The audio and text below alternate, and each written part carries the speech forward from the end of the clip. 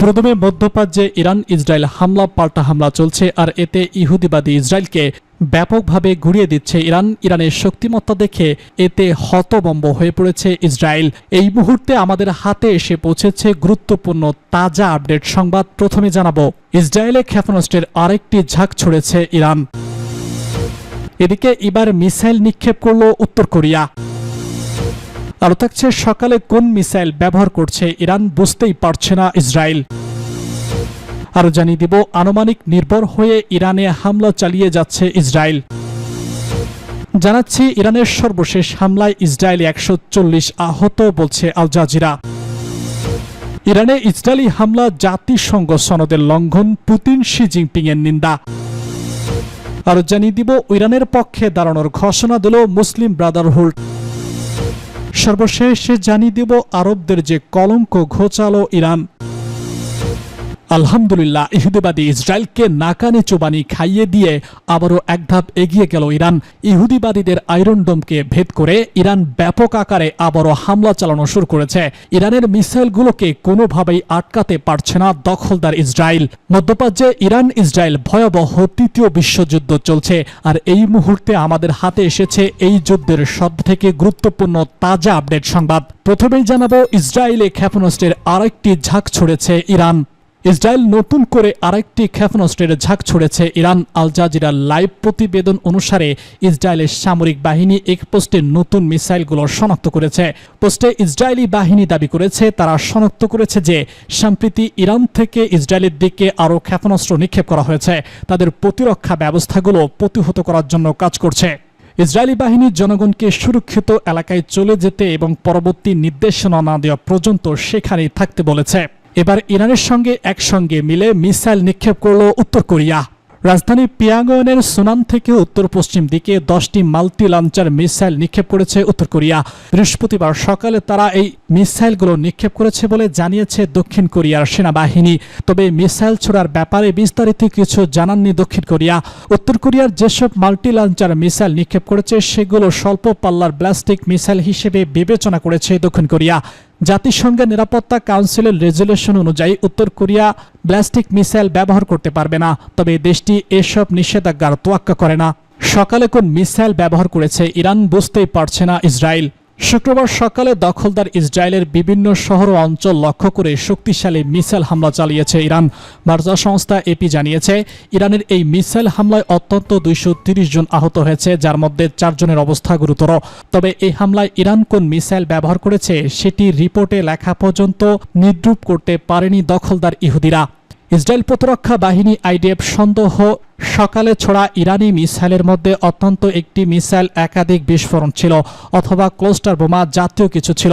ইরানের অনেক আগেই দাবি করেছিল তাদের কাছে মাল্টিপারপল টার্গেট বহল অ্যান্টি ডিভাইস ব্যালিস্টিক মিসাইল আছে। সঙ্গে আছে উপনিবেশকারী মিসাইল, যার মাধ্যমে একটি মিসাইলই একসঙ্গে একাধিক জায়গায় আঘাত আনতে পারে। ইরানের নতুন হামলার পর একাধিক ছোট বিস্ফোরক অস্ত্র শনাক্ত করা হয়েছে, যার অর্থ ইরান এমন কোনো মিসাইল ব্যবহার করেছে যেগুলোতে একাধিক বিস্ফোরক ছিল। অনুমান নির্ভর হয়ে ইরানে হামলা চালিয়েছে ইসরায়েল। ইরান পারমাণবিক চুক্তি মেনে নিলে সংঘাত এড়ানো যেত। ডোনাল্ড ট্রাম্পের এমন মন্তব্যের জবাবে ইরানের উপ প্রতিরক্ষা মন্ত্রী বলেছেন, ইসরায়েল বোমা মেরে নাশকতা শুরুর আগ পর্যন্ত তারা আলোচনা চালিয়ে যাচ্ছিলেন। ইরান পারমাণবিক অস্ত্র তৈরি করছে কিনা এমন প্রশ্নের জবাবে ইরানের উপ প্রতিরক্ষা মন্ত্রী বিবিসিকে বলেছেন, এটা অর্থহীন। আপনি অনুমান অথবা উদ্দেশ্যের ভিত্তিতে যুদ্ধ করতে পারেন না। নিজের কাছে পারমাণবিক অস্ত্র থাকার পরও ইরানের পারমাণবিক স্থাপনাগুলোতে হামলার জন্য তিনি ইসরায়েলকে দোষারোপ করেন। তিনি এটিকে খুবই খারাপ পদক্ষেপ বলে উল্লেখ করেন। ইসরায়েলের কাছে পারমাণবিক অস্ত্র রয়েছে বলে মনে করা হয়, যদিও তারা এটি স্বীকার বা অস্বীকার কোনোটি করেনি। এদিকে ইসরায়েলের আগ্রাসনের ভয় না পেয়ে অটল থাকতে নিজ দেশের নাগরিকদের প্রতি আহ্বান জানিয়েছে ইরানের সর্বোচ্চ নেতা আয়াতুল্লাহ আল খামেনি। এক্স হ্যান্ডেলে দেওয়া এক পোস্টে এই আহ্বান জানিয়েছে খামেনি। তিনি জনগণের উদ্দেশ্যে বলেছেন, শত্রু যদি বুঝতে পারে আপনি তাদের ভয় পাচ্ছেন তাহলে তারা আপনাকে ছাড়বে না। তিনি আরও বলেছেন, আপনারা এখনও পর্যন্ত যেভাবে আচরণ করছেন তা অব্যাহত রাখুন, সেই আচরণই আরও দৃঢ়ভাবে সঙ্গ চালিয়ে যান। ইরানের সর্বশেষ হামলায় ইসরায়েলে আহত 140 বলছে আল জাজিরা। ইরানের সর্বশেষ ক্ষেপণাস্ত্র হামলার রিপোর্ট লেখা পর্যন্ত ইসরায়েলে 140 জন আহত হয়েছে। ইসরায়েলের সরাসরি সম্প্রচারের বরাত দিয়ে কাতার ভিত্তিক গণমাধ্যম আল জাজিরার এক প্রতিবেদনে এসব দাবি করা হয়েছে। প্রতিবেদনে বলা হয়েছে, ইরান সর্বশেষ ইসরায়েলের যেসব জায়গায় হামলা চালিয়েছে সেগুলো থেকে 140 জনকে চিকিৎসা কেন্দ্রে নেওয়া হয়েছে। এদিকে বিবিসির প্রতিবেদনে বলা হয়েছে, ইসরায়েলের জরুরি পরিষেবার সংস্থা ম্যাগেনফিট হ্যাম বলেছে, ইরানের হামলায় বৃহস্পতিবার সকালে 90 জন আহত হয়েছে। তেল আবিব ও ইসরায়েলের দক্ষিণাঞ্চলে হামলায় তারা আহত হন। ইরানে ইসরায়েলি হামলা জাতিসংঘ সনদের লঙ্ঘন, পুতিন শি জিনপিং এর নিন্দা। ইরানের উপর ইসরায়েলের হামলাকে জাতিসংঘ সনদের লঙ্ঘন বলে নিন্দা জানিয়েছে রাশিয়ার প্রেসিডেন্ট ভ্লাদিমির পুতিন ও চীনের প্রেসিডেন্ট শি জিনপিং। একসঙ্গে পরিস্থিতি প্রশমনের জন্য পদক্ষেপ নেওয়া জরুরি বলেও মত দেন দুই নেতা। বৃহস্পতিবার পুতিন ও শির মধ্যে অনুষ্ঠিত ফোন আলাপে মধ্যপ্রাচ্যের উত্তেজনা নিয়ে আলোচনা হয়েছে বলে নিশ্চিত করেছে ক্রেমলিন। ক্রেমলিনের উপদেষ্টা ইউরলুপ সাংবাদিকদের জানান, দুই নেতা একমত যে ইসরায়েলের এই আলাপ জাতিসংঘ সনদ ও আন্তর্জাতিক আইনের অনন্য বিধান লঙ্ঘন করেছে। উশাহাব আরও বলেছেন, মস্কো এবং বেজিং উভয়ের মূল বিশ্বাস ইরানের পারমাণবিক কর্মসূচিকে ঘিরে ও অগ্রগতি পরিস্থিতিকে কোনো সামরিক সমাধান নেই। চীনের রাষ্ট্রীয় সংবাদ সংস্থা সিনহুয়া জানিয়েছে, আলোচনার প্রেসিডেন্ট শি জিনপিং প্রচেষ্টা আরও জোরদার করার আহ্বান জানান যাতে পরিস্থিতি উত্তেজনা হ্রাস পায়। সিনহুয়ার প্রতিবেদনে আরও বলা হয়, শি কোনো দেশের নাম উল্লেখ না করেও বলেছেন, যেসব বড় শক্তি এই অঞ্চলে বিশ্বের প্রভাব রাখে, উত্তেজনা কমানোর জন্য তাদের কূটনীতিকভাবে আরও সক্রিয় হওয়া উচিত। ইরানের পক্ষে দাঁড়ানোর ঘোষণা দিল মুসলিম ব্রাদারহুড। ইরানের পক্ষে দাঁড়ানোর ঘোষণা দিয়েছে মুসলিম ব্রাদারহুড। সংগঠনটি এই ঘোষণা দিয়েছে ইরানের সর্বোচ্চ ধর্মীয় নেতা আয়াতুল্লাহ আল খামেনিকে একটি বার্তা পাঠিয়েছে। বৃহস্পতিবার মিডল ইস্ট মনিটর এক প্রতিবেদনে এসব তথ্য জানানো হয়েছে। প্রতিবেদনে বলা হয়েছে, ইরানের প্রতি পূর্ণ সমর্থন ঘোষণা করেছে মুসলিম ব্রাদারহুড। দলের ভারপ্রাপ্ত জেনারেল গাইডেড সালাম আব্দুল হক ইরানের সর্বোচ্চ নেতা আলী খামেনির সাথে পাঠানো একটি আনুষ্ঠানিক বার্তায় এসব ঘোষণা দেন।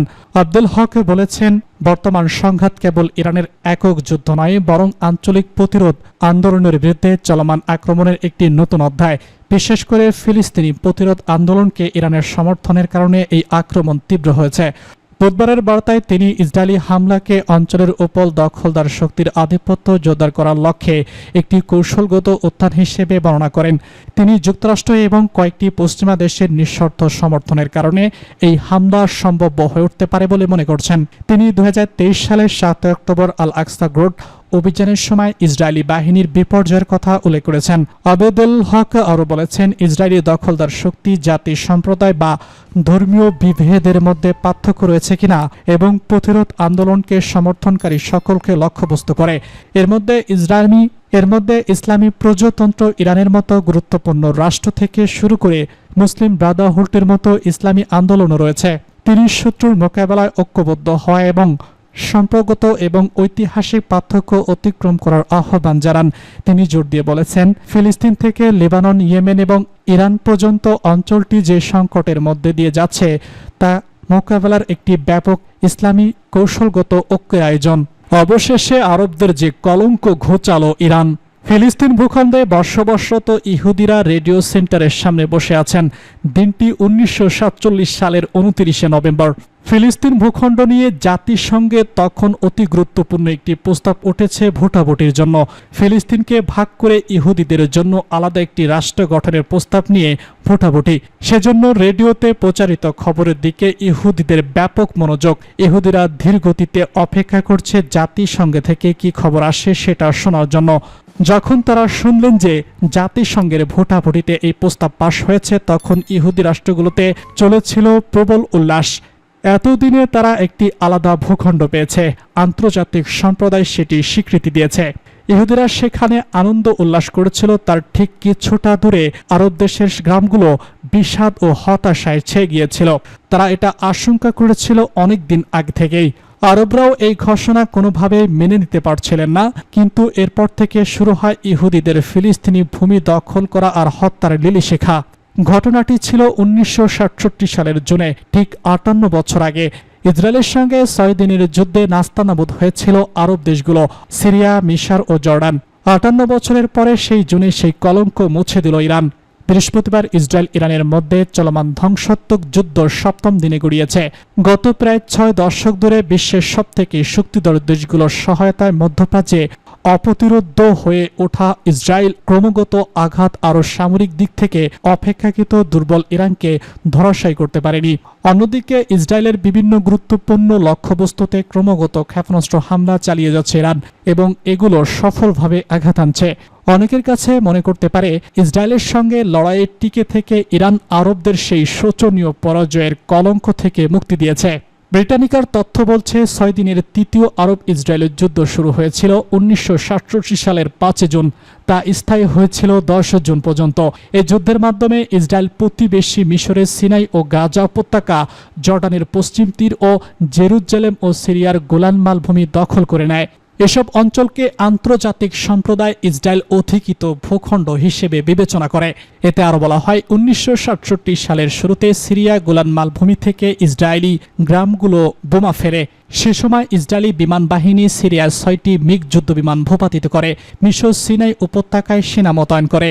সে বছরের মে মাসে মিশর জর্ডানের সঙ্গে যৌথ প্রতিরক্ষা চুক্তি করলে ইসরায়েল মিশরের বিমান বাহিনীকে ধ্বংস করে দেয়। মিশরের হাত থেকে সানাই ও গাজা উপত্যকায় নিয়ন্ত্রণ নেয় ইসরায়েল।